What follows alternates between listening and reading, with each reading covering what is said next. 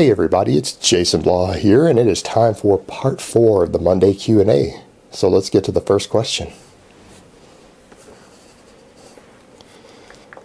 Drop sets, build any muscle, or rather, what is it good for? I think drop sets are an overrated tool, but I think in the right environment they can be a very valuable tool. For someone who's doing any sort of moderately high volume training, I think that they're absolutely worthless because they offer no benefits over conventional training.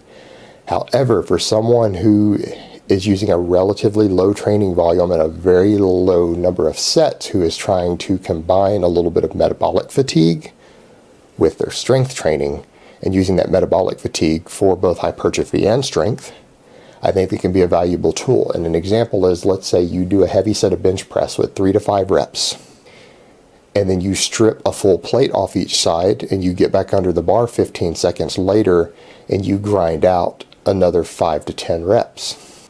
Or you do something like you drop down and do like an NFL combine test where you drop down to 225 and you just rep it out to failure after you've done the heavy set. That can give you a very large amount of workload density and metabolic fatigue on top of the strength training in a very short period of time. So it's valuable in that sort of a low volume situation where you need a lot of workload density. And in that case, I think it can be a valuable tool.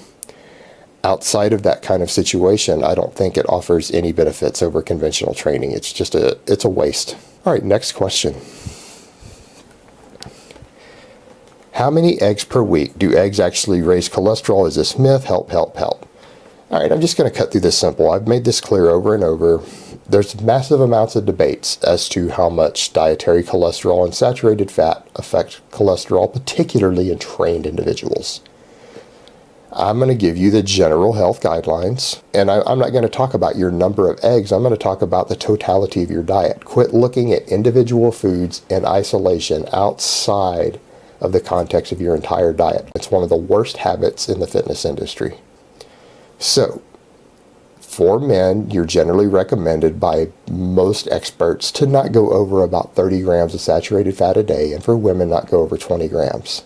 So you're getting saturated fat from multiple foods, probably not just eggs.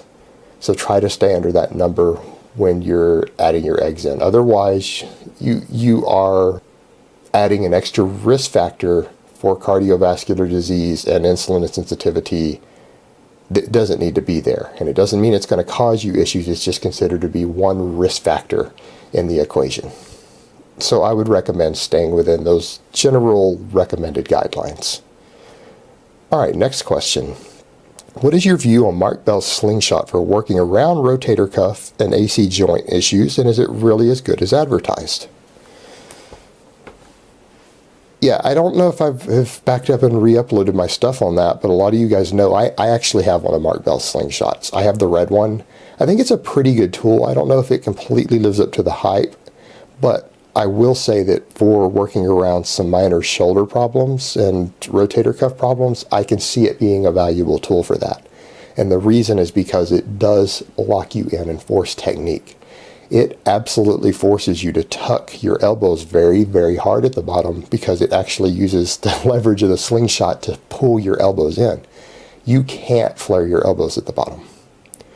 So it reinforces good technique. So if you have a bad technique that is causing you issues with the rotator cuff, the slingshot will sort that out real fast. And overall, outside of that, I see it as really just a valuable tool for strengthening your triceps up on your pressing, is my general view on it. But yeah, it can be a very, very good training tool. And if someone is having some rotator cuff issues that they're rehabilitating from, I can see the slingshot being a potentially useful tool for them. And I'd advocate them getting one for that particular situation, to at least give it a try. It's not that expensive. I think I paid about 40 pounds for mine. All right, guys, so that's really all I have to say on that today. I hope it has been informative, and I will talk to you guys next time.